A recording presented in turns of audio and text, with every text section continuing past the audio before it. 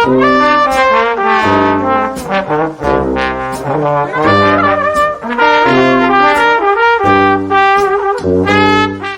let's talk about what is the Pisces energy. Pisces is a mutable water sign, which means that it perceives the world emotionally, and it is highly adaptable. So the water element tells us that it's emotional perception, and the mutability is about adaptation. So if you have a mutable water sign, that means that you adapt very easily and instinctually to the emotions of those around you. And almost take on this emotional coloring of your environment. Okay, Pisces is also ruled by Jupiter and Neptune, and it is symbolized by two fish swimming in opposite direction, which speaks of Pisces' duality of attention between transcendence and mundane reality, or fantasy and reality, or spirituality and the daily grind.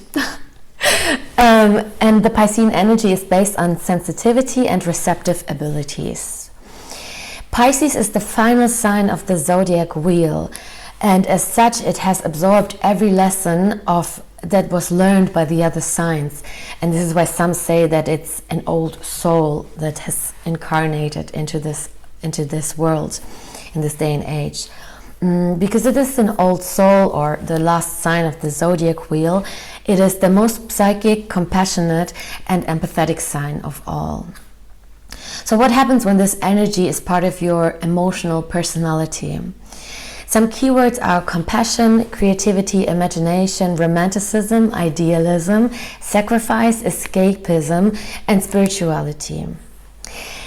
Before we dive deeper though, I just want to give you a little reminder. The birth chart is an interconnected web, and it's not possible to just see any placement as one isolated part or entity, because they all speak to each other and they all are in a relationship to each other. And basically your birth chart is like your fingerprint, more or less.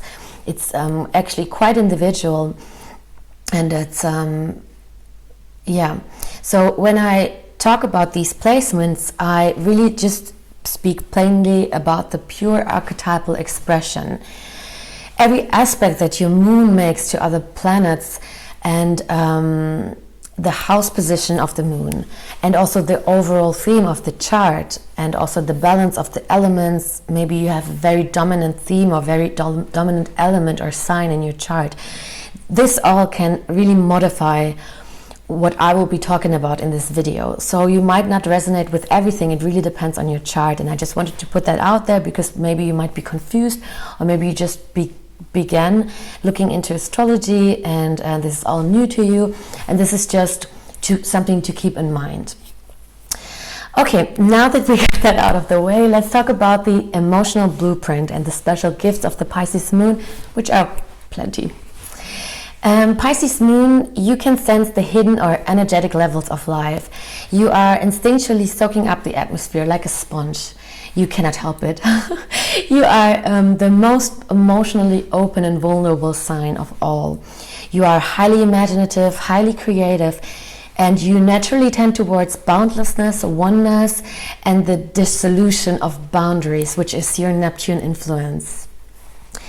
As in general, all the water signs, so Cancer and Scorpio, Pisces, these are the water signs, they feel safe when they are emotionally merged with others. They need an emotional response from the environment. So brick walling a water sign, not a good idea, very painful to them.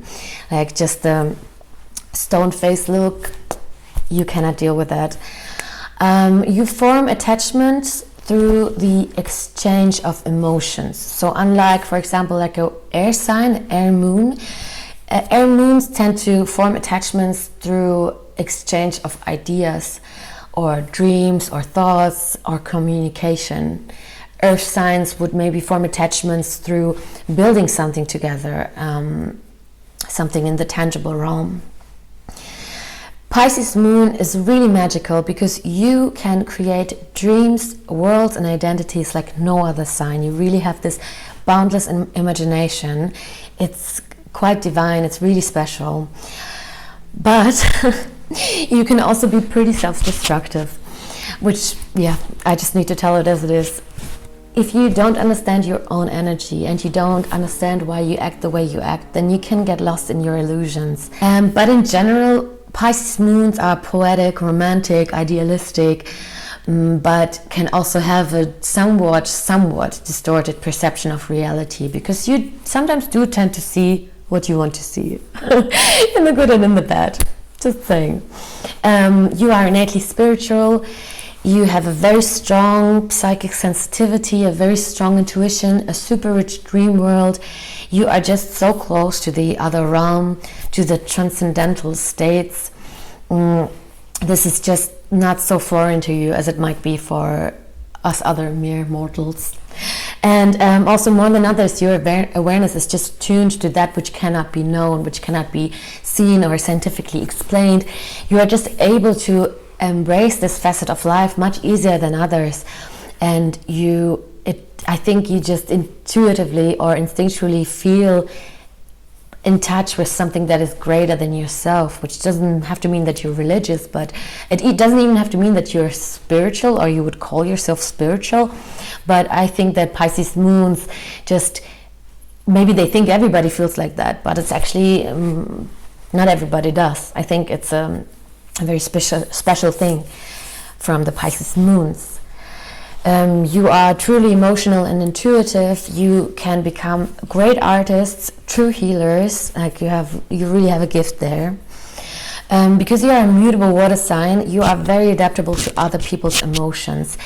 That makes you very compassionate and empathetic, but you might have very weak boundaries in that you just take on the emotions of others and you don't even realize it. You just absorb them, and maybe you are around a negative person or an angry person, and all of a sudden you feel this emotion inside of you, and all of a sudden you feel that way, but you might not recognize that this is not your emotion. We will get to that a bit later too.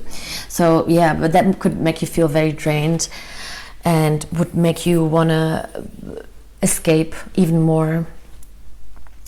Yeah, and unless you have a lot of balancing earth elements in your chart, or fire even, you could definitely live in emotional extremes. Your moods can change a lot. Your moods can change pretty frequently, and this can be difficult for you and for your loved ones. So just watch out for that a little bit. If you feel like, yeah, that's definitely me, then just continue watching. We will definitely get into that a bit later. But of course, this receptivity gives you this beautiful ability for a profound understanding of humanity and a deep empathy with the human condition. You really understand people. You really see where they are coming from, and you are so attuned to the suffering of others. You can just really feel when somebody's suffering, and your natural instinct is to want to help them. And this is also why you can sometimes overextend yourself and just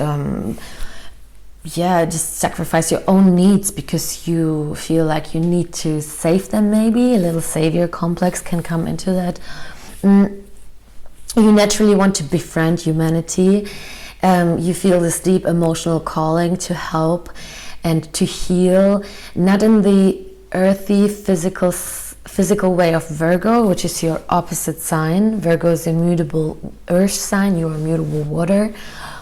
But through creative expression, through channeling the divine, and through unconditional love, your ability for unconditional love and for seeing the good in others can really heal people if you are healthy.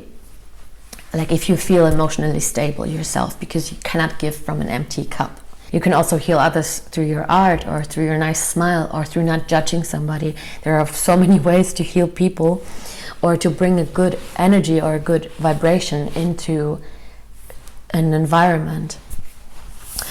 So yeah, yours is definitely a spiritual healing, not a physical healing.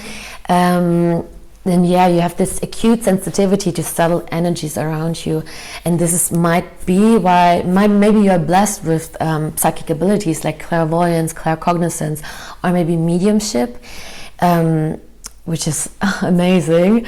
Yeah, you also have this very rich dream world, so I think you would probably be able to lucid dream and to astral travel. So if you're interested in that, and or maybe you never heard about that, definitely read about it, get into it, because I think for you it would be easier for you than for others. And this is amazing tools, like with lucid dreaming, you can just take a tour through your subconscious mind while you are sleeping. And astral travel, you can access the Akashic records, I don't know, travel through the universe. It's amazing. Albert Einstein was lucid dreamer, for example. I think Nikola Tesla as well. Many people that we call geniuses, they were actually in the habit of lucid dreaming. So I think this is a great way to tap into the collective unconscious and to really gain wisdom and knowledge from there. But yeah, despite those beautiful qualities that I mentioned, the daily grind can be so challenging for you. You do have this tendency, or you can have this tendency to escape harsh reality and obligations. I mean, you feel harshness so deeply. You are so emotional. Like when somebody's in pain or suffering, or you witness some injustice or some cruelty, it really gets to you. And of course, it's very hard to bear. But yeah, you can also feel tired and drained because you tend to overextend yourself and just trying to help everybody or people around you or people closest to you, sacrificing your own needs, which is, I know it comes from a loving place, but if you realize that you tend to do that, then I definitely urge you to pay closer attention and to just observe yourself. So yeah, it's very important that you learn how to set healthy boundaries and learn to discern when to give up yourself and when to protect your psychic space. And yeah, boundaries, I mean, when I heard about boundaries first, sometimes I was confused because I'm not very good with boundaries myself, but I didn't really know, okay, what's meant with that, because that's such a foreign concept for me. But now I understood that, okay, there are two ways of setting boundaries. One of them is just saying no when you don't feel like doing something or when you don't agree with something, and just staying true to your basic core and standing up for yourself and for your inner child and for your own truth. And the second, like the other way you can set up boundaries, or that you can overstep your own boundaries, is by taking on the emotions of others and making the emotions of others your responsibility. So what I mean by that is, if you have this weak auric field where you just let everybody's energy in, then this is what I was talking about earlier, where you're just going to take on the energy or the emotions of other people without even realizing it, because yeah, you won't even notice it. It will just come into you, and this is how you can attract leeches and energy vampires and I don't know, just people who see this light, this beacon of light in you, and they just want to suck it out because they are so empty themselves that they can't even help themselves. And if you don't learn how to set up this little protective shield around you, so to speak, then you will have a very hard time or even recognizing that and protecting yourself. So that's really, really, really important. And also, yeah. Okay, I lost my train of thought. Doesn't matter. I said what I said. I think we will talk about boundaries a bit later when I regained consciousness. So, alone time, dream time, introspection time, this is all very, very, very important for you.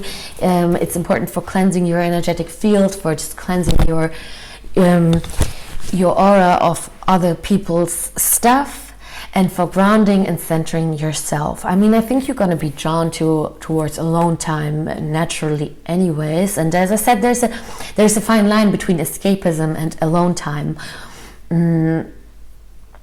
When it comes to Piscean energy and Neptune in general, it's a murky territory. Neptune tends to put a fog upon everything. It's just Like where is the line between alone time and escapism? Sometimes it can be very blurry, so it's very important to learn how to look closely and not be just into the illusions. And this is where you can learn from Virgo. Virgo is your opposite sign. Our opposite sign sometimes has qualities that we are lacking, and Virgo can learn from you just as well. So you can learn from Virgo. Virgo is mutable earth. It's ruled by Mercury. It's all about locking in on the details and seeing where the faults are, and seeing where the system doesn't work, and taking care of the body as well. So yeah, this is definitely something where you can get some inspiration for your own mental health, for your own daily self-care, or just to keep in mind that these are qualities that you might want to incorporate into your being a bit more. Yeah, so watch out for unhealthy escapism. Definitely watch out for addictions. Neptune rules alcoholism. So yeah, you might have this subconscious desire to transcend the isolated state of the ego. And this is also why you might sometimes neglect the body and the ego, and you're just like, I don't want to even deal with that shit.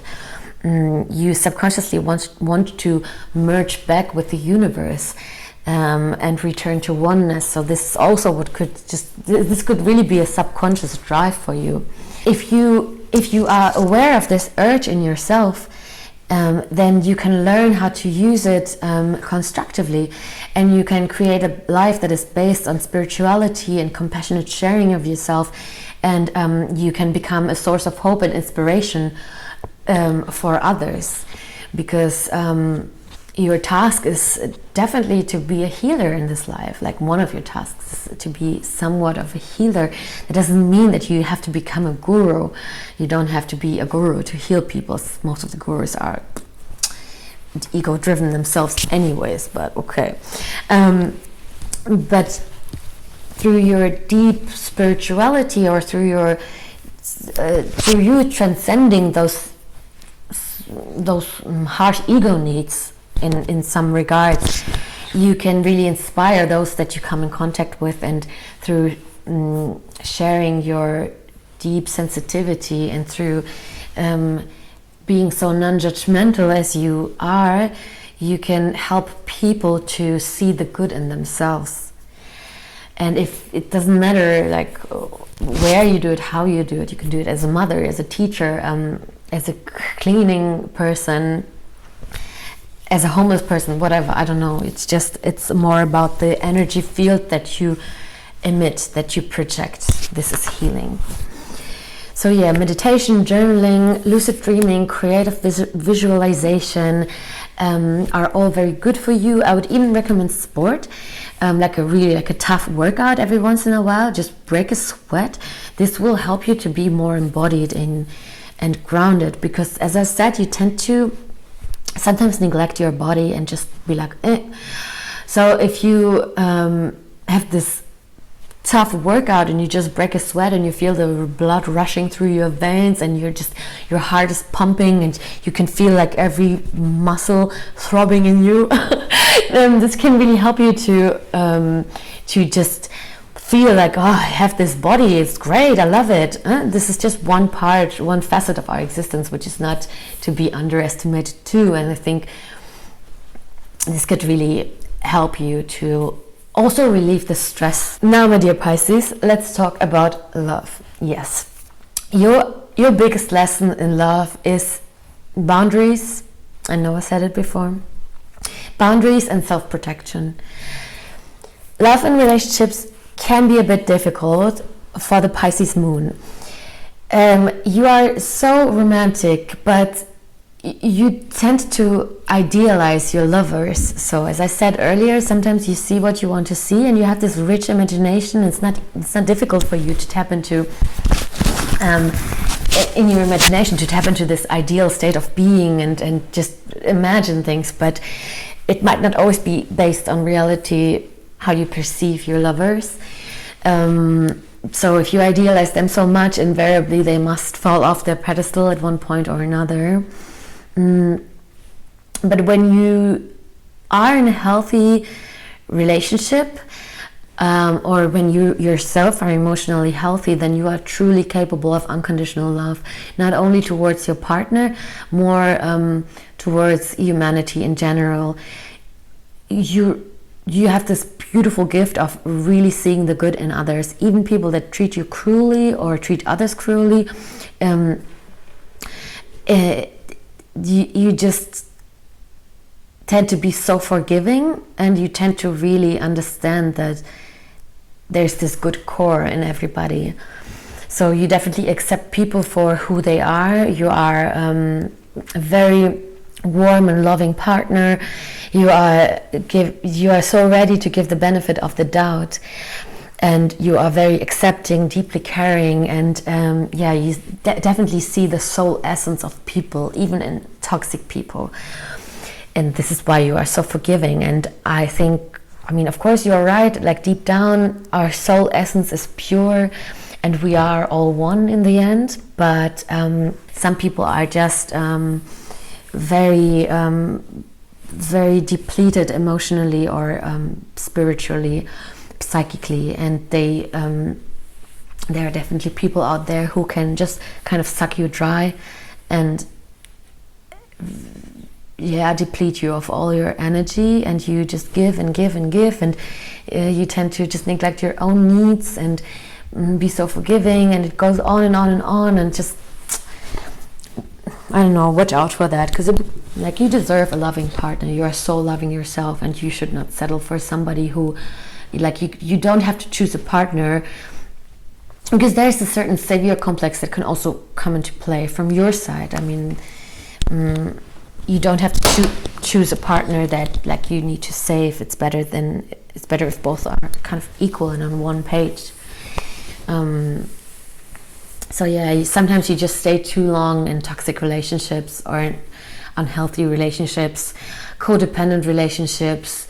So I don't know, my advice is try to judge people based on their actions, not on their words, not on the soul essence that you might see in them. Just look at their actions, and if you see that the actions are not good, mean, abusive, toxic, then learn how to distance yourself from those people and not feel bad about it. This would honestly be one of your biggest lessons in love, because you deserve a loving partner, and just you need to realize that you are worthy of a person that is just as loving as you are. You don't have to go through this life trying to heal and help everybody, especially not the person that you share a bed with. That you shouldn't heal them. They should be on your level, and you should evolve together. So protect your energy, protect your psychic space, protect your inner peace. We need you, Pisces. Don't get drained by people who need to find their own path. We all need to go through our dark night of the soul at one point or another. Let those people go. So when it comes to compatibility, you are definitely compatible with other water moon signs, like Pisces Moon, Scorpio Moon, and Cancer Moon. This relationship will be based on depth, intensity, and emotional involvement, and no boundaries, I'm pretty sure. Okay, when it comes to compatibility, I need to say, of course, other planets like Venus, Mercury, and Sun are important as well. Venus is what we value, what we deem to be beautiful. Mercury is how we communicate, like our mind, our rational mind. And the Sun is what we aspire to, and what how our ego is constructed, more or less. I think the moon sign is kind of especially important. If the two moon signs are in harmony, then that's already such a good start, because emotional needs are non-negotiable. And if you have two partners whose emotional needs are polar opposite, then it could be difficult. It doesn't mean that it can't work. If there's good communication and a willingness from both parts to provide to the other what doesn't come naturally to me, but I'm going to provide it to my partner because I love them, then it can work. So yeah, Earth moons can be good as well. They can have a very nice grounding effect on the somewhat scattered energy of the Pisces. They can help you to see the world from a practical and solution-oriented perspective, without the frenzy of the emotional roller coaster. So yeah, Earth moons can be good. Capricorn moon, not so much, I would say, because Capricorn moons tend to really kind of more compartmentalize and suppress their emotions. I mean, again, it really depends on the rest, but if you have another opinion, please tell me in the comments. I would like, this would be so interesting for me, like your dating experiences with the other signs. I can learn a lot from that. So if you can share your knowledge, if you can share your experience, I would love that. Okay, air and fire moons. I would say they're probably not able to provide the emotional depth. Air moons are very flighty and they really hate gushy emotions, and like you can really, no, it's not possible. Or it could be very difficult, and yeah, I mean, Leo moons, it could be actually a good match. I think it could be a very sexy match because Leo rules the heart. Leo is such a romantic sign. Leo also loves the drama. It loves to be in the spotlight, and I think Pisces and Leo could be quite a good team, because Leo could put on this Neptunian show. Leo would have this warm, exuberant quality about them, and Pisces could really provide such a beautiful and appreciating audience for the Leo. Leo loves audience, and I think in a relationship, if the other chart factors are harmonized as well, I think this could be a really nice match, actually. Tell me about your experiences, tell me what you think so far, and also I would love to know, Pisces, are you really as obsessed with Scorpio as I think you are? I think you are. Tell me. So, now let's talk self-care. A good self-care practice should help you to learn how to sit with your emotions, learn how to distinguish between intuition and feeling, because it's not the same. It should help you to cleanse your auric field, your energy, like your energetic field, and it should help you to release the emotions that you have absorbed. It should also help you to ground yourself, and it should help you to learn how to set healthy emotional and psychological boundaries, also known as saying no. So I would recommend highly journaling and meditation. This would help you to gain clarity on yourself, because this Neptunian fog, it can also just be around you, and you'll be like, oh, I don't even know what I'm feeling. I don't know really who I am. I can like see myself reflected in everything, and I can become everything in my imagination. I'm not quite sure. I don't want to just be this one, or I don't feel like I'm just this one egoic personality. So if you establish a daily or like a regular journaling and meditation practice, this can really help you to gain clarity on yourself, on your feelings. It can help you to make better decisions, and it will help you to deepen the connection to your intuition. And your intuition is your superpower if you learn how to develop it, if you learn how to strip it off the feelings, which change every minute. Especially for you, they can change like in an instant, but your intuition does not. And your intuition, the intuition tends to stay more consistent. It's always in line with what's our highest good, but the voice of, the volume of the intuition is oftentimes quieter, more quiet, less volume, you know what I mean, than the volume of the feelings. Like when you have a bad feeling, or you're afraid of something, maybe even of something that will in the end, in the long run, benefit you, but maybe you have such a strong reaction to it, such a strong feeling of anxiety, and you might be like, no, and think that it's your intuition speaking to you, but it isn't. Not in all cases. Like, this is what I mean, like, because why it's so important to learn how to differentiate both. And for some of you out there, maybe it's super easy and you're like, oh, well, duh, I know it. But for some it might not be, because Pisces energy can go both ways. You can be lost, or you can be super clear and have your third eye just wide open.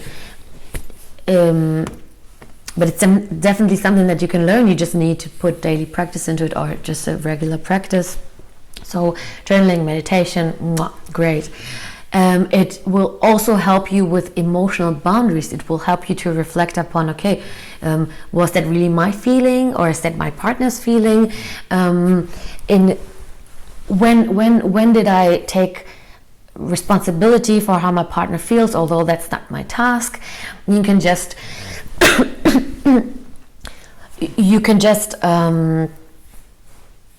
learn how to get to know yourself better, and it can help you to gain more awareness in daily life, and just check yourself before you wreck yourself, right? So I would also recommend sage, incense, essential oils to cleanse yourself and your home, and it's also good for stress relief and for soothing yourself, your nervous system, and just